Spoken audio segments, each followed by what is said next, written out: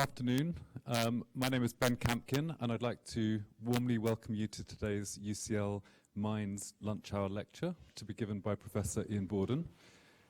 Before we begin, I'm just going to announce that the event is being live streamed and also recorded on video and audio for a podcast and for UCL's YouTube channel.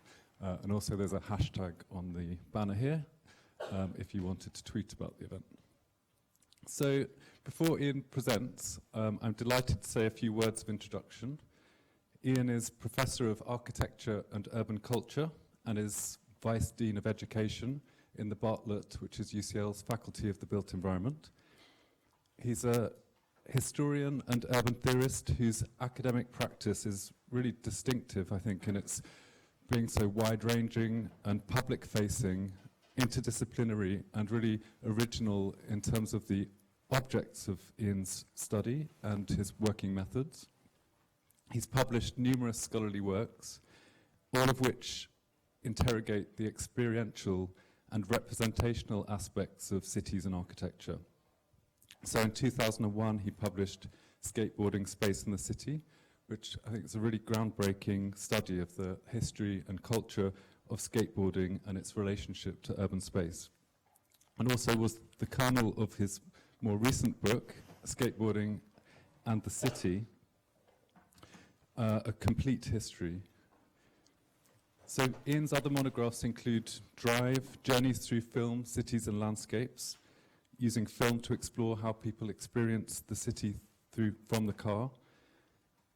And these and a really impressive body of really disciplinarily paradigm-shifting anthologies have really been very influential within architecture and urban scholarly communities in the UK and internationally.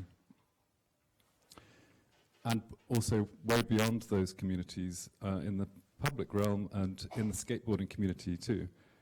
Indeed, I think it's really notable that Iain's own academic work has really been driven by his engagements outside of the university as a skateboarder for over 40 years, such as the work that he does advising on skateboarding culture for in the design of skateparks, for example.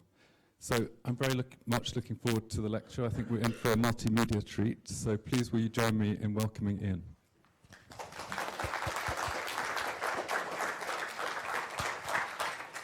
Thanks, Ben, and thanks to everyone for coming along in your lunch hour. Hope this proves entertaining and illuminative.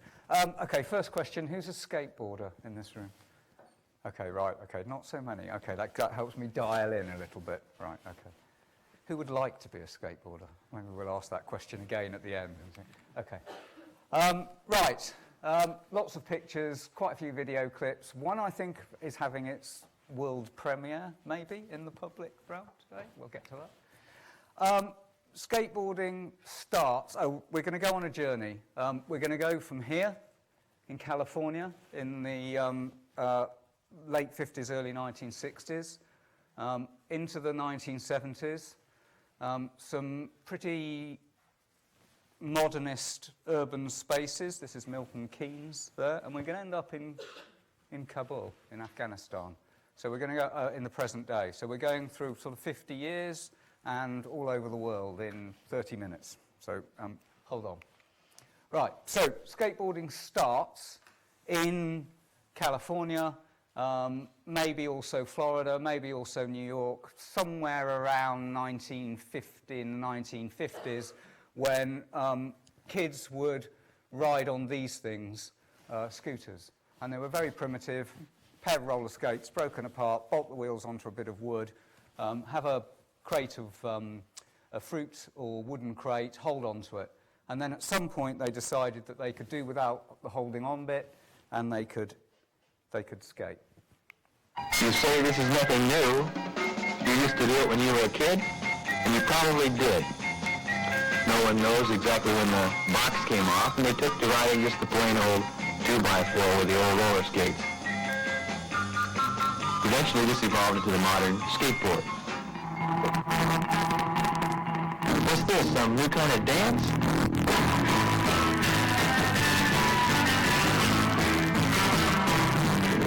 Nope, it's America's newest sport, and it's called skateboarding.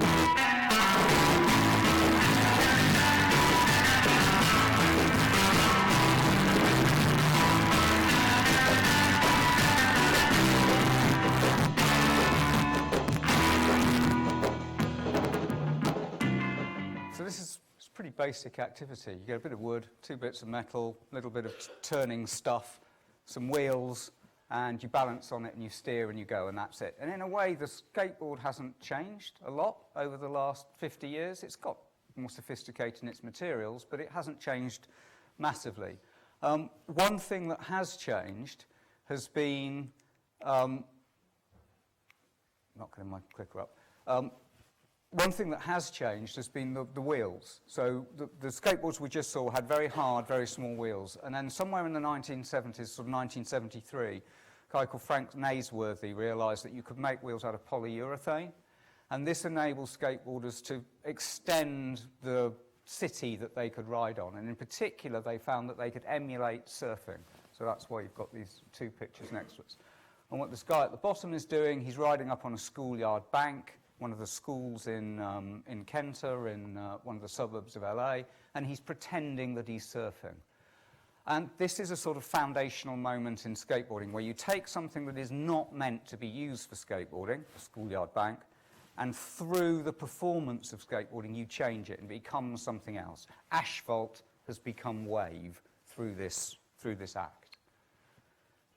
So we're still in the 1970s, and skateboarders found other terrains that they could skate in. If they went out into the Arizona desert, they could find these amazing concrete pipes that were being used for a water distribution project.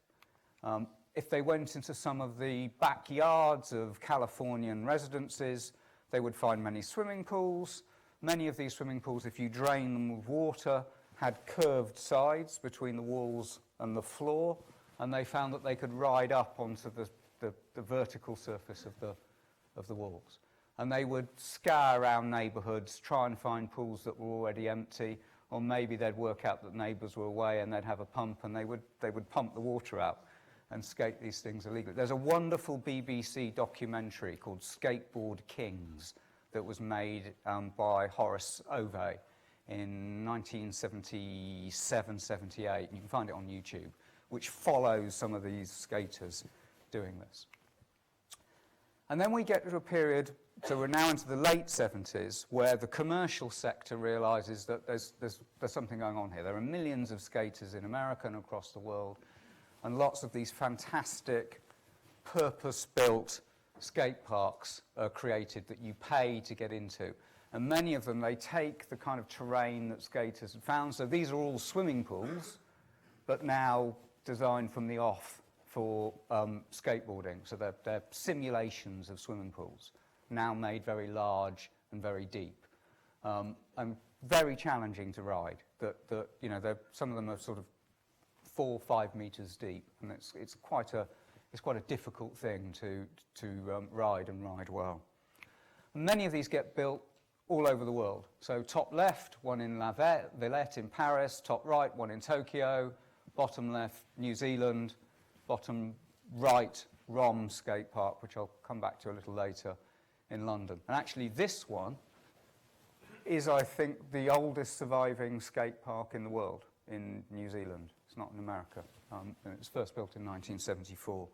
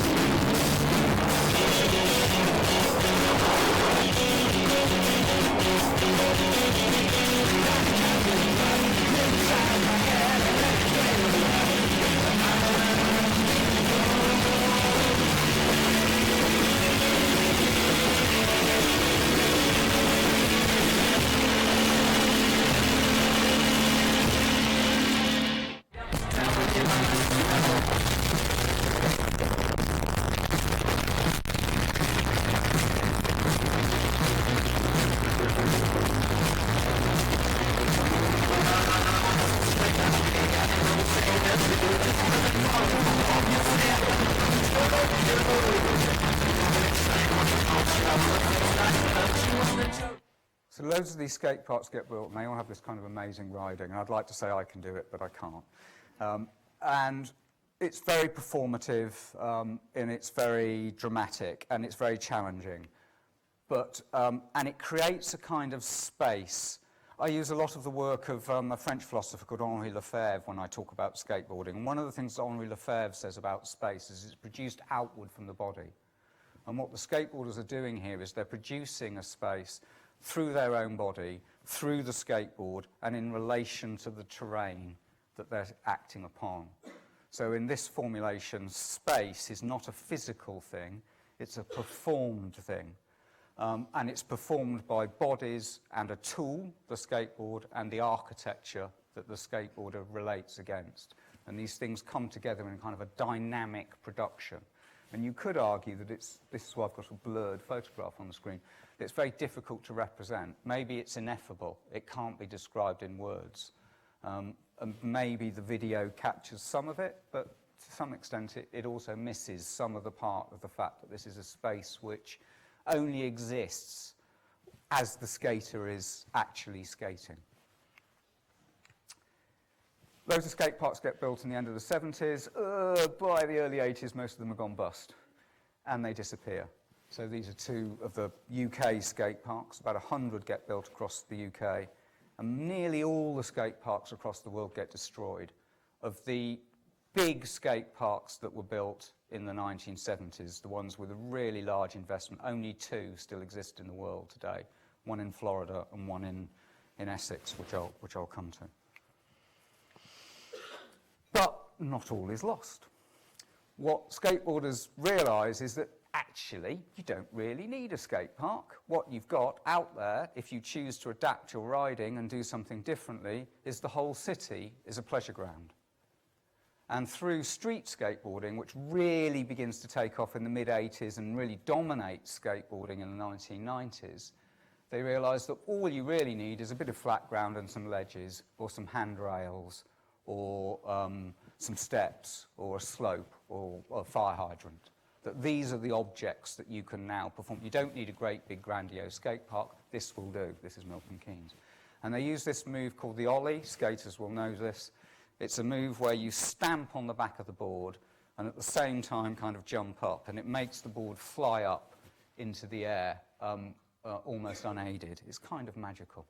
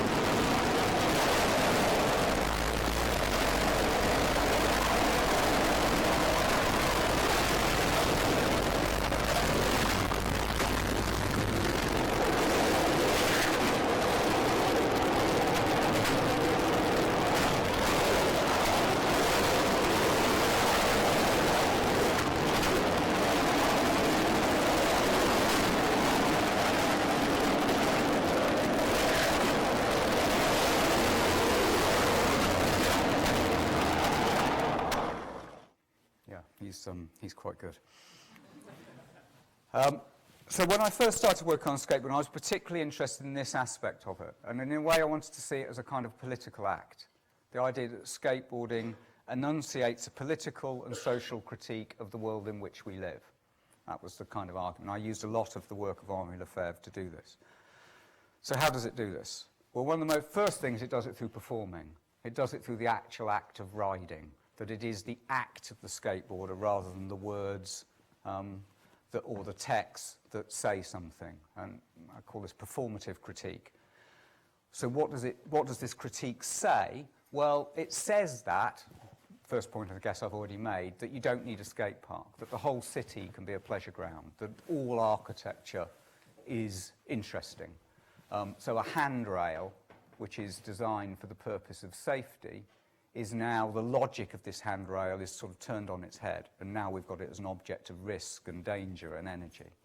So this is, again, if you think, in a way, it's the same thing that that skater was doing on the bank, pretending to be a surfer, that it's taking an architecture that was meant for one thing, safety, and now using it for something else, which is risk, danger, delight, energy, expression. There's also, I think what's interesting about this is the fact that skaters use their whole human body. People often talk about the world today that we're expected to perform in a very passive way. People talk about the malification of urban space, where everything becomes like a shopping mall. You know, we're supposed to walk quite slowly, consume things just with our eyes and maybe with our wallet. But we're not supposed to run or be loud or be subversive or do anything really that isn't kind of walking and buying or maybe going to work. But in particular, so one of the things skateboarders say is it's okay to use the whole human body. So the act of skateboarding, maybe like cycling through the city or running through the city or another kind of active way, is also about listening, it's about smelling, it's about touching the architecture. And when you ride a skateboard on cities, you can feel the city come through your feet, through the wheels, through your feet, up through your body. The texture of the pavement comes up into you. And that's Lefebvre, of course, is the reassertion of the human body. Other things that happen is that obviously skaters create new maps of the city, of different ways, of different locales and different ways of mapping it. They critique architecture, and in particular, I think they critique the idea that architecture should be thought of as grand monuments by famous architects in recognisable style. So Ben and I both teach in an architecture school, in the Bartlett School of Architecture. A lot of our students are architectural design students, and quite rightly they're focused on design. But what practices like skateboarding also say is that if you use the city in a different way, actually you don't care who the designer is or what the building is. You don't care if it's designed by Zaha or Norman. What you care about is there a good rail outside that you can skate on? So this is a group of people who are absolutely passionate about architecture, but don't interested in it in the way that we might be interested in it in terms of who the architects are and the designers and so on. There's a critique in here of how we use our cities. I talked about the malification of space, the idea that we purchase, rent and consume space, often with our wallet. Well, skateboarding is pretty much, once you bought your board, it's not that expensive. Even a top flight skateboard is £150. Cheap one is much less. You go out into the city, you can consume it without paying. So this idea that the city should be a pleasure ground and not just a work ground or not just a consumer ground. One of the other things that people often talk about in public space is the idea of the right to the city. And Henri Lefebvre and David Harvey and many other people have talked about this. And on one level, this is about the access to the city. Who has the right to be in a place? Who has the right to have access to a space? And that's important. But there's another kind of right to the city, which is also important, which is the right to become the person that you want to be. And I think skateboarding is one of those practices that not only gives different people kind of access to city, but it enables them to express and to develop and to create and to test the kind of person that they want to be. So this person, Marie de Bady, is a non-gender, this is how they think of themselves, a non-gender specific person who uses skateboarding and their interest in punk music to create their identity in relation to the city. And they have moved to Malmö in Sweden because this is a city which particularly welcomes those two activities of punk music and skateboarding. This also sometimes produces and creates a counter-reaction by city authorities. So we often get these kinds of devices, skate stoppers. This is the supposedly public space next to the GLA headquarters in London, where if you try and skate, well, you can't because there are skate stoppers there, but the security guards will also come along and turf you out. And this creates a kind of confrontation often between street skaters and city authorities. So particularly during the 1980s and 90s, at the height of street skateboarding, you got this idea that skateboarding was a kind of opposition to mainstream culture, an opposition to authority, stood against the city. You know, there were phrases like skate and destroy, skate or be stupid. And this was kind of the ideology of skateboarding, dominant ideology in the 90s. And it was very male. So these are all teams of skateboarders, 1988, 2012, right up, still persists to some extent today, where skateboarding is often coded as male, particularly through street skateboarding. So everything that I've said so far, I sort of wrote about in the first book that Ben mentioned in his introduction, which you see on the left. And sort of everything I'm going to say from now on is sort of what's happened since 2001 and why I think skateboarding has moved on from that purely countercultural and oppositional position. So these are all skateboarders. In this picture there are graphic designers, where are we? So graphic designers, a scaffolder, a mental health nurse, someone who's unemployed, an accountant, some preschool kids and a corporate lawyer. That's the corporate lawyer, just there. Yeah, he earns more money than probably all of us in this room together. Skateboarders are much more diverse. So they can be of all different backgrounds, they can be old, they can be different ethnicity, they can be young and female, they can, this is a guy called Aaron Fotheringham. Okay, he's not on a skateboard, he's in a WCMX wheelchair, but you get my point. They can be blind. This is Dan Mancina, who's a blind skateboarder, skating at an event that UCL did with the Smithsonian and Innerskate at one of our campus sites in East London last May, and they can skate even if they've not got any legs.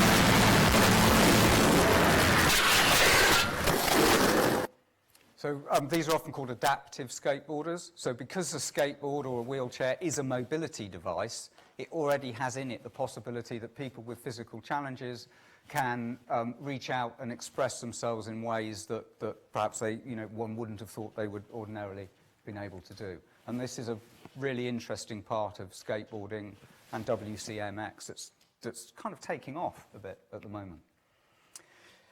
Other things that have happened, skate parks have come back. Somewhere around 2000, 2005, 2010, particularly over the last 5 or 10 years, we've seen an explosion of skate parks around the world, particularly as councils and charities have realised that this is a really good way to reach parts of society who maybe don't want to play football or can't commit to playing a team sport once a week. It's an activity which you can take up and use in your own time.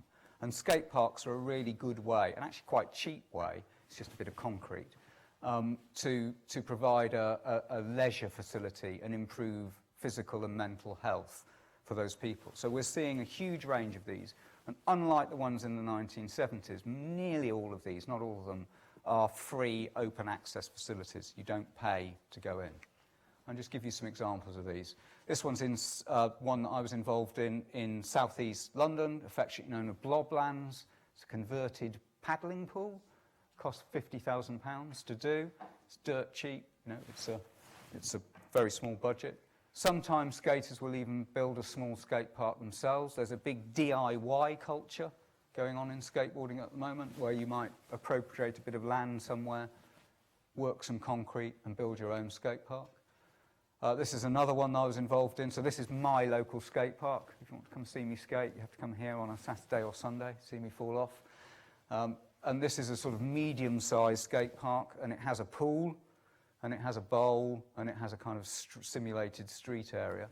This was its opening jam just over a year ago. Some of them are very beautiful. This is next to a UNESCO 16th century fortress in Luxembourg, and so has been designed with this rather beautiful concrete. Some of them are rather extravagant. This is under construction in Folkestone at the moment. It's the world's first multi-storey skate park. Costing around £14 million, being funded by Roger De Haan and the De Haan Charitable Trust. So that will be open later this year. Some of them are 5-star. If you like Hard Rock Cafe and you want to go to a Hard Rock 5-star hotel in Mexico and go skateboarding during the day and have sea bass and salsa in the evening, you can. It's quite expensive. If you want to do an artistic project, then there are all kinds of artistic skate parks. This is a glow-in-the-dark skate park in France. There are actually 3 of these, one in Everton in Liverpool, one in France, which you see here, and actually top right, a temporary installation in Milan.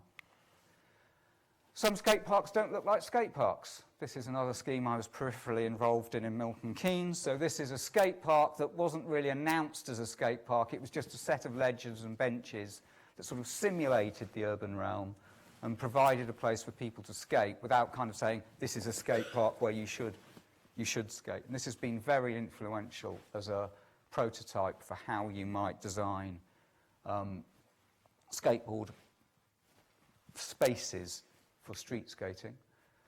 This is an installation by Raphael Zarka, a French artist. So this is a street in Paris, which is part of which is given over to skateboarding, Rue Cladel.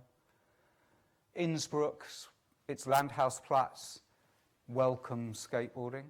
So no skate stoppers here. It's amenable to skateboarding and BMX and eating your lunch and all the other things that people would do in an open plaza.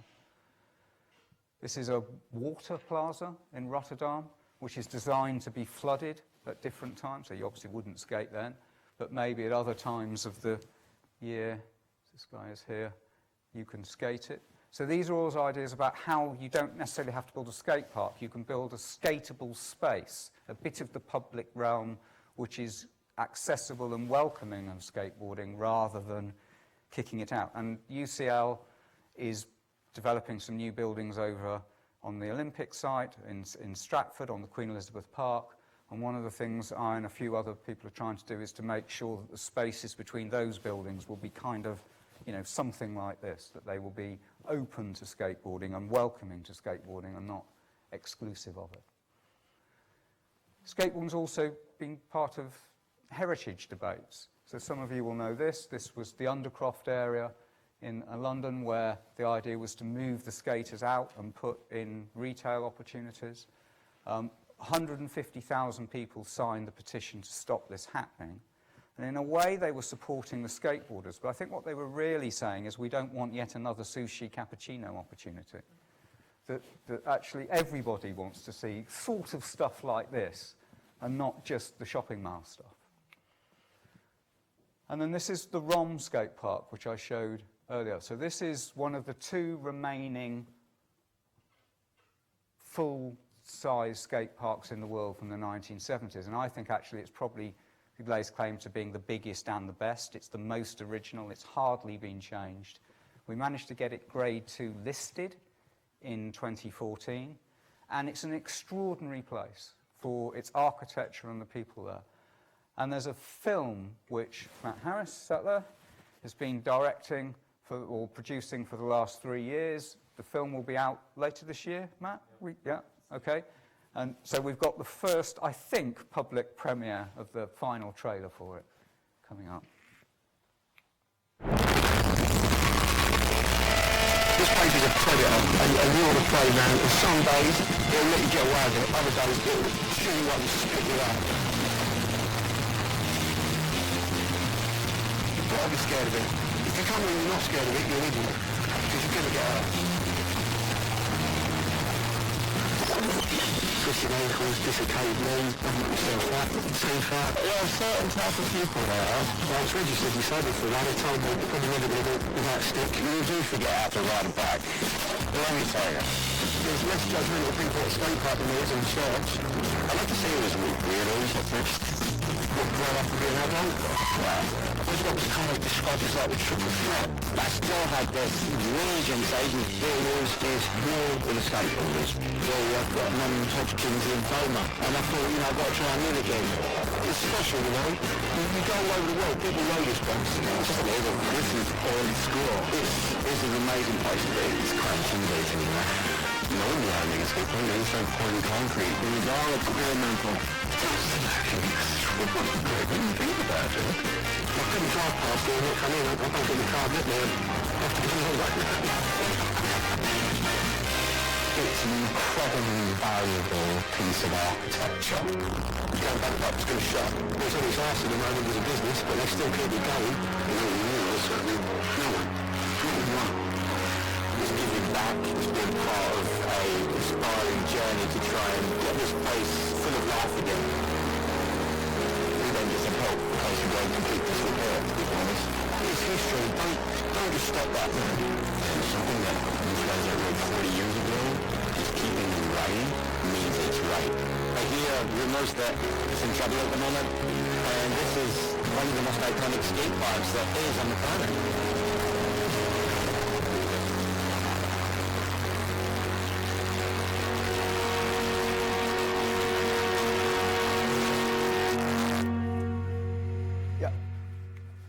So what Rhomboids does is it raises, I think, this idea that skateboarding is more valuable. It's valuable to skateboarders, but it's invaluable to kind of social lives and to heritage and to a sense of place and a sense of community. And we're beginning to see this side of skateboarding really develop. And sometimes it's in quite maybe predictable but fantastic ways. So skateboarding will be in the 2020 Olympics. It will be in the 2024 Olympics. We're already getting people like this person, Sky Brown, who's an 11-year-old female skater who's going to almost certainly be skating for Britain in the Olympics. She's already getting huge publicity around her achievements. And I think we're going to see a lot more publicity around skateboarding, and particularly female skateboarding, as a result. Just a few other things to finish up on about how skateboarding is extending outside itself. $1 million brands. So Vans here, down at the bottom, all these brands are associated with skateboarding. Some of them are very big, some of them are very small. Vans turns over $2 billion a year. Skateboarding is an entrepreneurial activity as well as a countercultural one. There's all kinds of, as we've seen throughout this, film, photography, graphic design, creativity associated with skateboarding. Some amazing writing. This is my collection of skateboard books. Really amazing, actually, writing, particularly on the web now, on Insta, on blogs, on websites. A huge range of artists associated with skateboarding, outsider artists, street artists, video artists. I could give a whole day's talk just about the art associated with skateboarding. But it's also extending into social institutions. So many schools now will offer skateboarding as an alternative PE. I live opposite a primary school in Herne Hill in South London, and that primary school will take some of its kids out to the local park on boards, and they'll do that as well as playing, their other sports. And from there, we're even seeing whole schools which use skateboarding as their central underpinning. So the Farr Academy in Kent does incredible work with kids who perhaps have not got on well with a traditional school. Bryggeriet, which means the brewery in Malmö, in Sweden has a whole high school, secondary school that's kind of framed around skateboarding values and activities. Both are very successful. And this brings me to my sort of last sort of example and point about skateboarding, which it's being used now as a kind of grab, as a way to engage with youth who perhaps were difficult to engage with, and sometimes in some very troubling and difficult circumstances. So in refugee camps, in Native American reservations, in Johannesburg, in Palestine, skateboarding is not really the destination, but it's the journey. And I just want to give you one example of this to finish up on. So probably the best known of these skate charities is something called Skateistan in Kabul, in Afghanistan. It's been going for over 10 years now. And it uses skateboarding as a way to connect with youth and to bring education into their lives. It's quite a gendered project, and I'll just show you a short video that explains a bit more.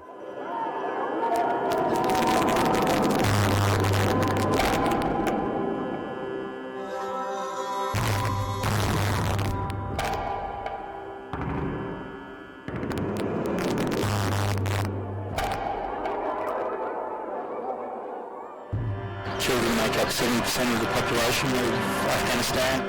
Kids often only have, roadsides that are filled with rubbish and cars, and there's no place for them in the society here. So the result is they tend to grow up very quickly. Girls aren't allowed to ride bicycles here. They're not allowed to climb over fences.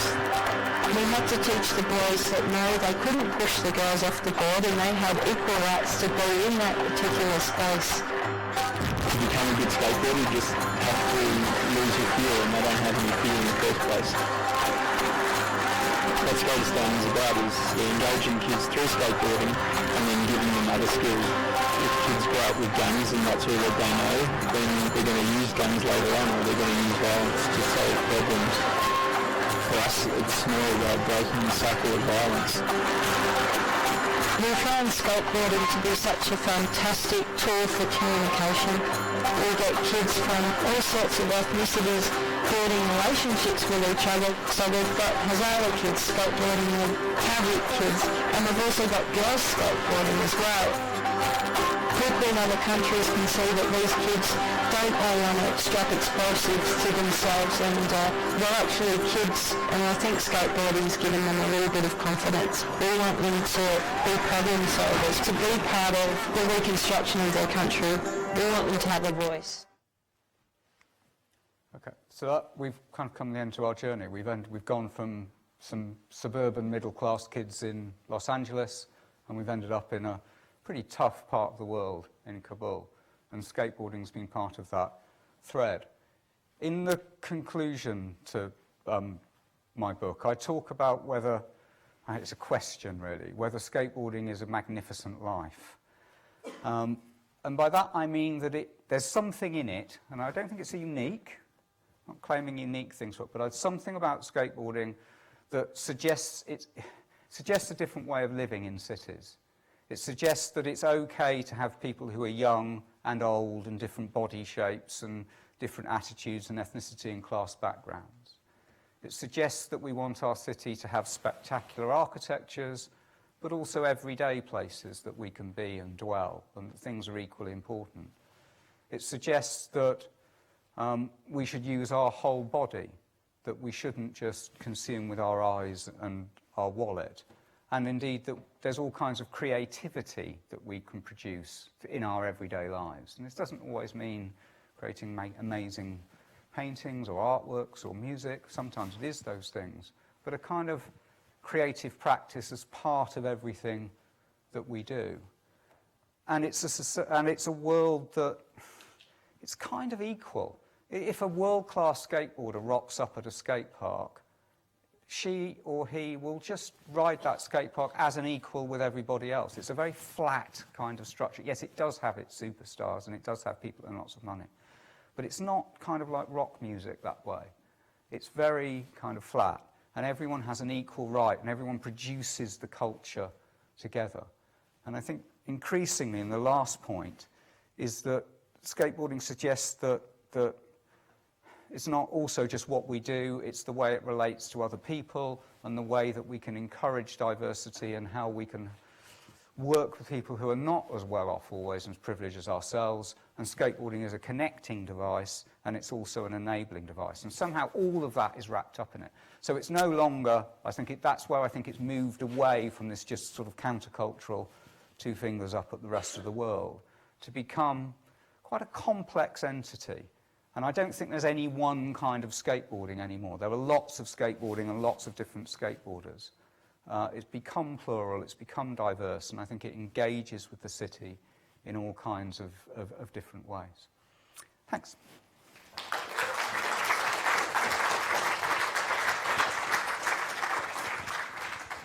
Thank you so much, Iain. It was a really wonderful, eclectic and informative and entertaining journey that you've taken us on there.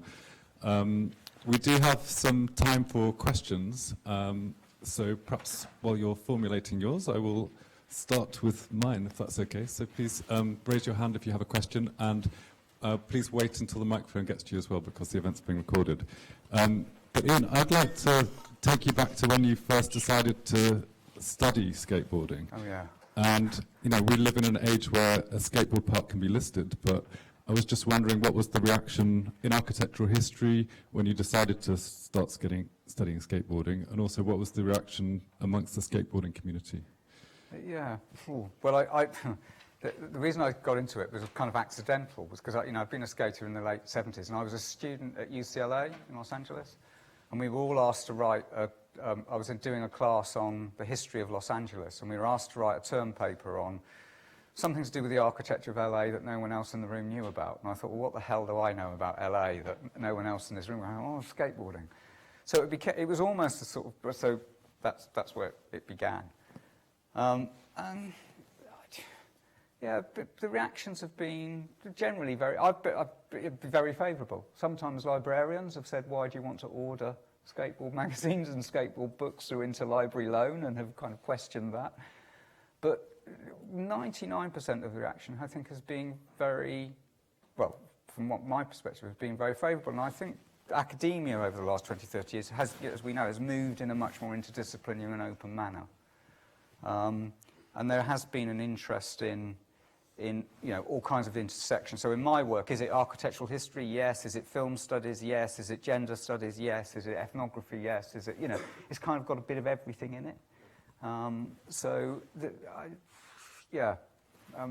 think it's quite a rich subject which helps people engage in different ways. And now a very big field in terms of the number of people working. A lot more academic. When I started working in the 90s, there were only two of us doing it, myself and a sociologist called Becky Beale. So my PhD is on skateboarding, and there are 2 academic references in it, and both of them are to Becky's work. Thanks, Becky. Great, thank you. Does anybody have a question or comment? Okay, that's one at the back. Hi Neil, happy Thursday. We've met before, I've skated at Crystal Palace, but not the point I'm here for. Given some of the barriers skateboarders face in developing skateboarding, what are your thoughts on the idea of a public assembly or some democratic organisation in the city to bring skateboarders together to help them overcome the challenges that skateboarders face in developing skateboarding in the city? Yeah, well, that's an interesting idea. I mean, as we know, that one of the interesting things about skateboarding is how resistant they've been to organisation and groups. So I guess the closest we've got to that now is Skateboard England, which is there is now a governing body for skateboarding, which, but it's not, I wouldn't say it's a democratic voice for skateboarding in general. I guess Long Live South Bank did that in mobilising very effectively around the South Bank campaign. So I think it's probably around, I think the Long Live South Bank's particularly interesting because it was mobilised at a particular moment and a particular urgency. I'm not sure if one could get a democratic representation of skateboarders as a, other than through a kind of governing sport body. It's an interesting idea. I think a couple of years ago, Iain helped organise an event called Pushing Borders. A couple of years ago, Iain helped organise an event called Pushing Borders, which was an academic skateboarding conference, and it brought people across the world to London to discuss skateboarding. And given how successful it was, I would be keen to talk to you after regarding a London skateboarding conference per se. I'll talk to you after. Thank you, and happy Thursday, everyone. Yeah. So Pushing Borders, I should say, was organised by two of my PhD students, Sandra Holstens and Tom Callan, with SkatePal and with Long Live South Bank. I helped raise a bit of money for it and when in its UCL, and they had a second event in Malmö last year. There'll probably be one somewhere else in a couple of years' time. Watch this space. Okay, there's another question at the front. It's really interesting that you managed to get a skate park grade 2 listing. Well done. But what are your thoughts on trying to get more urban spots sort of recognised? I mean, a lot of them are kind of disappearing now, like Fairfields, half of South Bank it's not like it used to be when I was growing up, and other spots like, you know, the Shell Centre and things like that. I think that's good. I mean, it would be great if that could happen. I mean, obviously the nature of it is that it's very difficult to list in a very everyday spot. South Bank has now got a Section 106 agreement on it. So yes, it's not the same as when we might remember it from skating back in the day, but it's kind of preserved. I'm in two minds. You know, there's something about, particularly with street skateboarding, it is about the transient, it is about the ephemeral, it is about adapting. And the wonderfulness of those places is the skateboarding that's gone in them rather than just the architecture in and of itself. But yes, I mean, there are too many of the places around the world that are seminal skate spots that have disappeared. I guess Macba is, you know, there are places that if they're not preserved legally, then they've been accepted and recognised as skateboarding places. It would be nice to see that built more into city planning and to city concerns about recognising that skateboarding is an important and valuable part of everyday urban activity. And that's probably the way to go. I don't think there's going to be much joy going down the formal listed heritage route. I think we've probably, you know, ROM has been listed and that's it in the UK. I can't see anywhere else being listed as well. Enormous amount of labour that goes in from voluntary organisations to do those processes too as well. Thanks. Oh, sorry, we just probably have time for two more quick questions. So there's one at the back next and then one at the front. Hi, that was really interesting, thank you. I just wanted to follow on from that point actually, that the ROM is now closed down unfortunately. So I'm just wondering if there's anything that could be actually done about that, because I hadn't realised the significance of that skate park. So I don't know if the skateboard community could galvanise itself and do something about the ROM. There is stuff that's happening. Matt Harris, who sat there, director of ROM, is probably the main person who's really working hard on that. I'm very, very peripherally involved with it myself. But let's just say there are things happening. It's not permanently closed. We are hoping that there will be a resurgence later and we can say something about it later in the year. Thanks. I'm just going to say I'm just here on behalf of my 13-year-old son. Okay. Yeah. Well, that's great to hear. That's great to hear. Yeah. Thank you. So there was one last question here, please. Thanks. Hi, thanks for that. Really interesting. You've talked so brilliantly about kind of the evolution of skateboarding culture and architecture to now. Where do you sort of see it going in the next few decades? I don't know where it will go. Where I'd like to see it go is more of those public spaces. I'd like to see skateboarding much more integrated and welcome within. So I'd like more of those water plazas, more of the Innsbruck, more. I'm really hopeful that the UCL can help show the way on this a little bit with our work around the projects that are going on in the Queen Elizabeth site. So that, I think, for me, is the future. There is a danger with skateboarding being the Olympics. It'll get treated as a sport, and everyone who doesn't know about skateboarding will think, we need to build training facilities. We need to build, sports gymnasia where they can learn their tricks in foam pits and so on. And that is, yes, but that isn't the only bit of skateboarding, and I think it's really important that other spaces and multiple spaces are produced as well. So I think it's sort of everyday spaces, skate parks and advanced sports facilities. It needs those three things to go at the same time. So I'd like to, and I think the last two are easy. The most difficult one, but the one I hope to see more of, is that multiple skatable urban space.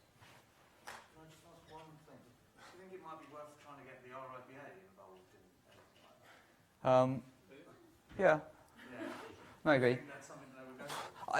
It's not. The problem isn't with architect. It's not. There's no problem with design. There's lots of ways of designing it.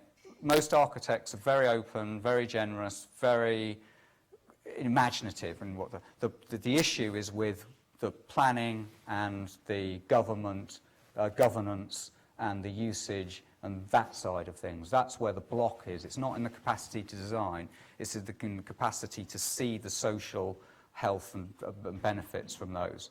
And I guess that's where some of the work that I do, but lots and lots of other people do even much more work than I do to try and make that awareness happen. Okay, I'm afraid we have to wrap things up. I can see people waiting at the door. So please will you join me in thanking Iain for a really fantastic lecture.